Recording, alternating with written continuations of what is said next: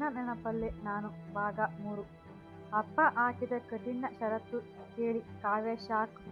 6 ತಿಂಗಳು no contact. ಪ್ರೀತಿ ಉಳಿಯುತ್ತಾ ಇಲ್ಲ ಮುರಿದು ಬೀಳುತ್ತಾ? ನಮ್ಮ ಚಾನಲ್ಗೆ ಹೊಸಬರಾಗಿದ್ದರೆ ಇಂತಹದ್ದೇ ಹೃದಯಸ್ಪರ್ಶಿ ಕಥೆಗಳಿಗಾಗಿ ಈಗಲೇ ಸಬ್ಸ್ಕ್ರೈಬ್ ಮಾಡಿಕೊಂಡು ಬನ್ನಿ ಶುರು ಮಾಡೋಣ ಕಥೆಯನ್ನು. ನಿಮ್ಮ ಪ್ರೀತಿ ನಿಜ ಆದರೆ 6 ತಿಂಗಳು ಒಬ್ಬರ ಮುಖ ಒಬ್ಬರು ನೋಡಬಾರದು. ಕಾವ್ಯ.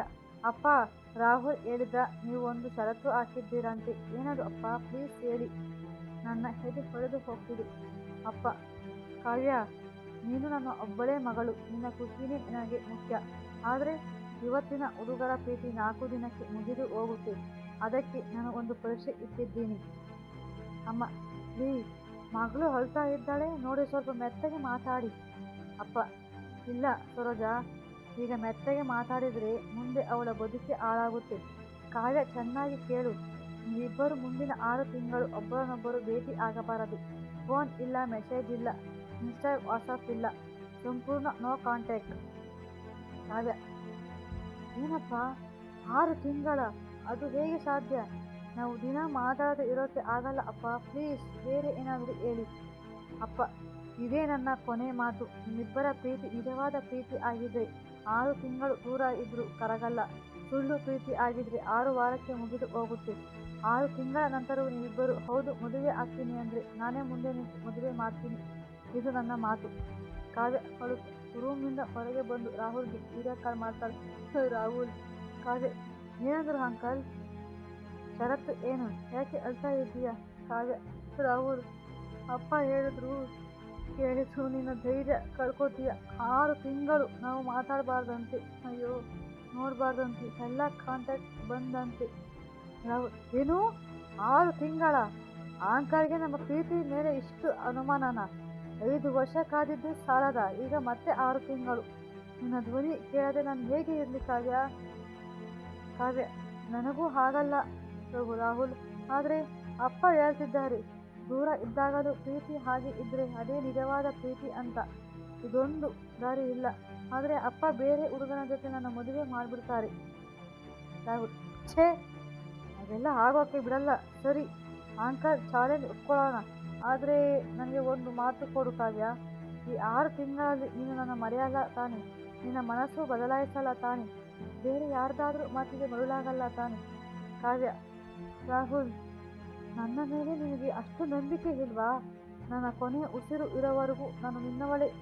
ಈ 6 ತಿಂಗಳು ನಾನು ಫೋನ್ ಮುಟ್ಟಲ್ಲ, ಸೋಷಿಯಲ್ ಮೀಡಿಯಾ ಡಿಲೀಟ್ ಮಾಡ್ತೀನಿ. ನನ್ನ ಪ್ರೀತಿಗಾಗಿ ಈ ತ್ಯಾಗ ಮಾಡ್ತೀನಿ. ನೀನು ಪ್ರಾಮಿಸ್ ಮಾಡು, ಬೇರೆ ಹುಡುಗಿರ ಕಡೆ ತಲೆ ಕೂಡ ಹಾಕಲ್ಲ ಅಂತ. ರಾಹುಲ್. ನಿನ್ನ ಮೇಲೆ ಹಣೆ ಕಾವ್ಯ, ನನ್ನ ಫೋನ್ನಲ್ಲಿ ನಿನ್ನ ನಂಬರ್ ಬಿಟ್ಟು ಬೇರೆ ಯಾವ ಹುಡುಗಿ ನಂಬರ್ ಕೂಡ ಇಲ್ಲ. ಈ 6 ತಿಂಗಳು ನಿನ್ನ ಫೋಟೋ ನೋಡಿಕೊಂಡು ನಿನ್ನ ನೆನಪಲ್ಲೇ ಕಳಿತೀನಿ. ದಿನ ಡೈರಿ ಬರಿತೀನಿ. 6 ತಿಂಗಳ ನಂತರ ಆ ಡೈರಿ ನಿನಗೆ ಕೊಡ್ತೀನಿ. ಕಾವ್ಯ. ಸರಿ ರಾಹುಲ್, ಹಾಗಾದರೆ ಇವತ್ತೇ ಕೊನೆ. ಇವತ್ತಿನಿಂದ ನಮ್ಮ ನಡುವೆ ಸೈಲೆನ್ಸ್. ನಾಳೆ ಬೆಳಗ್ಗೆ ನನ್ನ ಎಲ್ಲ ಅಕೌಂಟ್ ಡಿಆಕ್ಟಿವೇಟ್ ಮಾಡ್ತೀನಿ. ನೀನು ಜಾಗೃತಿಯಾಗಿರು, ಆರೋಗ್ಯ ನೋಡ್ಕೊ. ಸರಿಯಾಗಿ 6 ತಿಂಗಳ ನಂತರ ಅಕ್ಟೋಬರ್ 27ಕ್ಕೆ ಸಾಯಂಕಾಲ 6 ಗಂಟೆಗೆ ಇದೇ ವಾಟ್ಸಪ್ ಚಾಟ್ನಲ್ಲಿ ಹಾಯ್ ಅಂತ ಮೆಸೇಜ್ ಮಾಡು. ನಾನು ಕಾಯ್ತಾ ಇರ್ತೀನಿ. ರಾಹುಲ್. ಆಯಿತು ಕಾವ್ಯ, ಅಕ್ಟೋಬರ್ 27 ಸಂಜೆ 6 ಗಂಟೆಗೆ ನನ್ನ ಕ್ಯಾಲೆಂಡರ್ನಲ್ಲಿ ಮಾರ್ಕ್ ಮಾಡಿಕೊಂಡೆ. ಆ ದಿನ ನನ್ನ ಹೊಸ ಜೀವನ ಶುರು. I love you Kavya. I love you so much. Take care. Bye. Kavya. I love you too Rahul. Miss you so much. Bye. October 27 ಸಂಜೆ 5:58ಕ್ಕೆ ರಾಹುಲ್ ಫೋನ್ ನೋಡ್ತಾ ಟೆನ್ಷನ್ನಲ್ಲಿ ಕೂತಿದ್ದಾನೆ. ಗಡಿಯಾರ 6 ಆಗುತ್ತೆ. ಅವನು ತರ ನೋಡಲು ಕೈಯಲ್ಲಿ ಹಾಯ್ ಅಂತ ಟೈಪ್ ಮಾಡಿ ಕಳಿಸ್ತಾನೆ. 1 ಟಿಕ್, 2 ಟಿಕ್, ಆದರೆ ಬ್ಲೂ ಟಿಕ್ ಆಗಲ್ಲ. ಕಾವ್ಯ ಆನ್ಲೈನ್ನಲ್ಲಿ ಬರಲ್ಲ. ರಾಹುಲ್. ಏನಾಯಿತು? 6:10 ಆಯಿತು, ಯಾಕೆ ರಿಪ್ಲೈ ಇಲ್ಲ? ಕಾವ್ಯ. ಪ್ಲೀಸ್ ಆನ್ಲೈನ್ಗೆ ಬಾ. ಸರಿಯಾಗಿ 6:15ಕ್ಕೆ ರಾಹುಲ್ಗೆ ಒಂದು ಅಪರಿಚಿತ ನಂಬರ್ನಿಂದ ಕಾಲ್ ಬರುತ್ತೆ. ಆ ಕಡೆ ಧ್ವನಿ.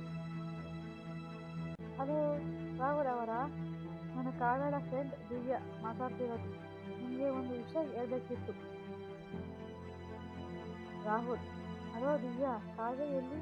ಅವಳಿಗೆ ಏನಾಯಿತು? ಯಾಕೆ ಆನ್ಲೈನ್ ಬರ್ತಿಲ್ಲ?